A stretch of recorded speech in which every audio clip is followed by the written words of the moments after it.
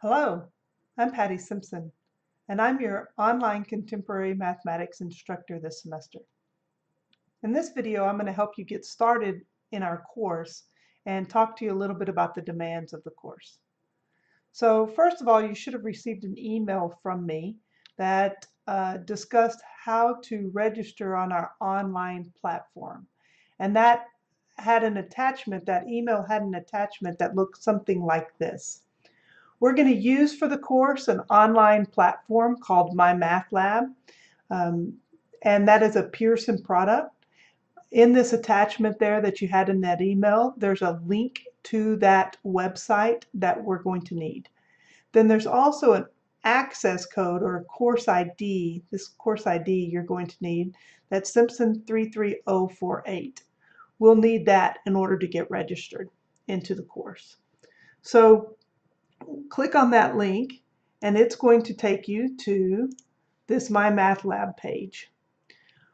Here, the first thing you'll need to do is register as a student. When you click on that, it's going to ask you for three things. Your email address, which is your Temple College email that you'll need to use, that course ID, the Simpson 33048 that I showed you, and then you also need an access code. This access code you can either purchase at the Temple College bookstore or you can purchase here online. If you'd like a copy of the textbook to carry around, that you can purchase at the Temple College bookstore. You do not need the textbook, but if you'd like to have it, you can purchase that. The only thing that you're required for this course is an access code, which you can buy there at the bookstore or here online. There is an e-text that's available inside. I'll show you in a minute, so you don't need the book at all. Once you get registered, you can click on our home page of our course, and on the home page there'll be announcements here. From this point forward, this is really the only place you'll need to come for the course. All the assignments and information will be located right here on My Math Lab. So here on the left, there are different tabs. There's homework, quizzes and tests, your grade book, and then here's that e-text, the textbook, that if you need to read it, it's here online. So let's get started with the homework. So if we look at the homework tab, the first thing you'll need to do is complete this syllabus quiz. You can go ahead and do that this week. The course doesn't open officially until October 23rd, but you can't begin anything in the course until you've taken this syllabus quiz and made 100. So you want to go ahead and get that done as soon as possible so that you can begin on the course. And then on October the 23rd, all the assignments will open so that you can begin. Once you've taken that quiz and the course has begun, all of the assignments for the whole semester will pop up here. And so you can work at these at your own speed. Since this is an 8-week course, you're going to need to go at a pretty quick pace. It's like 1 chapter per week that you will need to finish.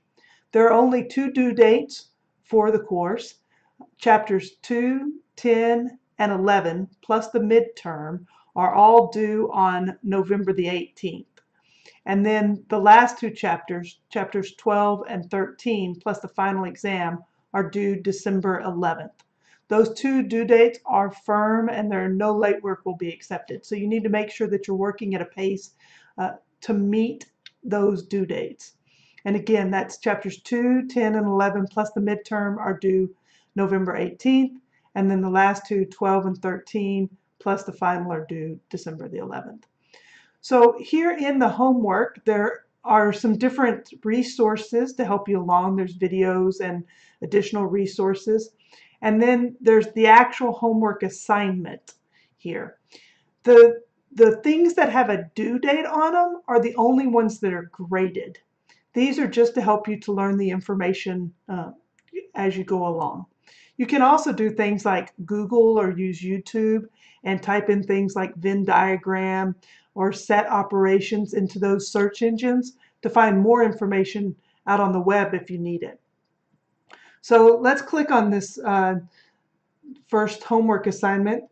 Actually, let's do the second homework assignment and just look and see what it's going to look like once you click on it. So here's a homework assignment, and I just click on one of the questions to get me started. And once I do that, it has the question, and then you can put in your answers here. Let's say, though, that I'm having some difficulty and I'm not quite sure how to begin. Over here, there's a button for help. Located underneath there are some different resources, and some of the different questions have different resources. This one has the textbook. It'll take you to that section of the textbook to help you out. This Ask My Instructor button will send me an email of the problem that you're working on. However, email's not going to be the best way to contact me. If you send me an email, I'll do my very best to answer within 24 hours, but it's not instantaneous. Instead, the best way to contact me is going to be through my cell phone and text messaging. And that way it'll be a little more instantaneous responses. I'm going to give you my cell phone number and talk to you a little bit more about how to use that text messaging later in this video. You can also print the assignment. Some people like to print. You can either print the one question or print the whole assignment. Some students really like to print it out, work it all on paper, and then once they have their answers, come and input the answers here online.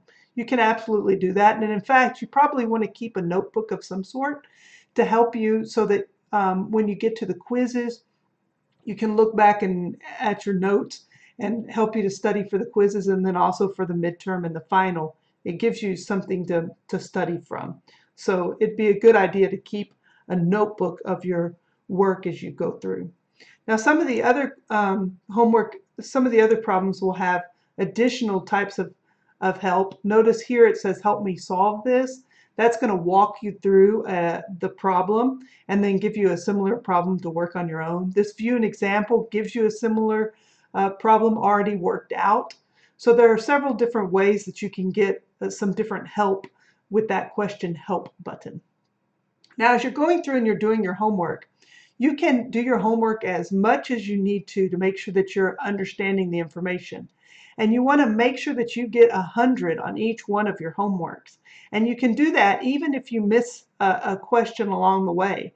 So for instance, let's say that I miss a question. I'm going to go through and check my answer here, and oh no, I missed that question. Well, once I miss it, down here at the bottom, it gives me, oh, let me miss it completely. Now, notice it's going to give me a similar question that I can do. So that right now I've missed that question, and so my homework is not going to be at 100. But I want my homework to be at 100. The homework is worth 20% of your grade. And you can go in and do similar exercises on your homework to make sure that that 20% is 100.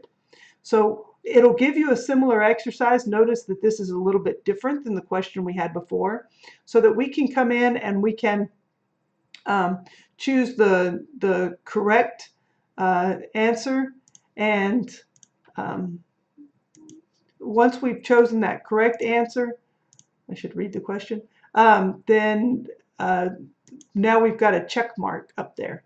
So you can go through and make every one of your problems 100 by getting a similar exercise when you miss a problem. So that's your homework, and that homework is 20% of the grade. Then the other assignments that you'll need to do are the quizzes and tests. After you've worked through the homework for Chapter 2, there are like 4 or 5 sections there for each of the chapters. Then at the end of each chapter, you'll need to take a quiz. Now the quizzes are a little bit different because you can only take the quizzes 2 times. So the homework you can do over and over again until you get 100. But on the quizzes, you can only take those twice. So you want to make sure that through the homework you're understanding the material so that when you get to the quizzes, you do okay on those. Also notice on the quizzes that there is a time limit. You only have 120 minutes to complete the quiz. So you'll want to make sure that during when you decide to take the quiz that you're going to have a time that's uninterrupted and that you're in a place where your internet's not going to go away or something during that quiz. So complete all the homework and then come in at the end of each chapter and complete the quiz. And remember again that chapters 2, 10, 11, and the midterm are all due by November the 18th. And then chapters 12, 13, and the final exam are due by December 11th. And again, those due dates are firm. The quizzes are also worth 20% of your grade. So homework's 20% and quizzes are 20%. Now for the midterm exam and for the final exam, you must go to the Temple College Testing Center in order to take those exams. So they will be done on the MyMathLab platform, but you must take those at the testing center. And in order to get to the testing center, to go into the testing center, you'll have to have a student ID. So make sure that you take your ID with you when you go to the testing center. Otherwise, they won't let you take the exam. And again, that midterm must be taken by November 18th by the time that they close. I do believe that this is a Saturday. On Saturday, that particular Saturday, they close at 3 p.m. So if you're going to take it that last day, you need to make sure that you get there early enough that you can take the exam and be done before they close. And the same thing's true with this December 11th due date, that it must be done at the testing center, and you want to make sure that you get there in plenty of time so that you finish before their closing time that day. Now you can take any of those early. So if you get all your assignments done and you're ready to take the midterm before then, that's absolutely fine. There's just those two due dates that must be done by those two due dates. Then also on here, there's the grade book. Underneath the grade book, it shows your grades. So right now I've finished the first little homework assignment. I made 100, so I did a similar exercise until I made sure that I had them all correct. And then here was the homework I was working on. I just got it started, so I'm only at 4% on there. I need to go back in and make sure I get that up to 100%. These other ones, notice the video and the additional resource are kind of grayed out and they say omitted. That's because only the ones with due dates are part of the grade. So all of those additional resources and videos are not actually graded. So there's the homework, quizzes, and the grade book that you'll need here online. Now let's go back and talk about that text messaging and how you can get my help again. So this is an 8-week course. We're going to be moving through really fast. You'll need to do about a chapter a week in order to complete the class before the end of the semester. And you'll want to work at a steady pace. So I would suggest doing a section every day and then each weekend doing the chapter quiz to make sure that you're staying on schedule. Then if you're coming along the way though and you've looked up on Google, you've looked up on YouTube, you've watched these videos and these resources and you're just not understanding, what you can do is you can send me a text message. So here's an example of someone who sent me a text message of a problem they were having trouble with. Oops. So on that text message, what you want to do is you want to take a picture of your problem and then a picture of your work. And then you can, ask me whatever it is that you're having trouble with. This particular person said, where did I go wrong? Other people will ask questions like, where do I get started? Or I don't understand this question, whatever, so that I know what you're having trouble with. And then text messaging is great because I can send a picture back to you. I can make a little short video and send it to you. This is just a great way for us to almost instantaneously respond with one another as you're working. And so like in this particular case, the 10 times the 9 was not 60, it was 90. So I was able to text her back and tell her that little mistake. And so she could move on with her assignment.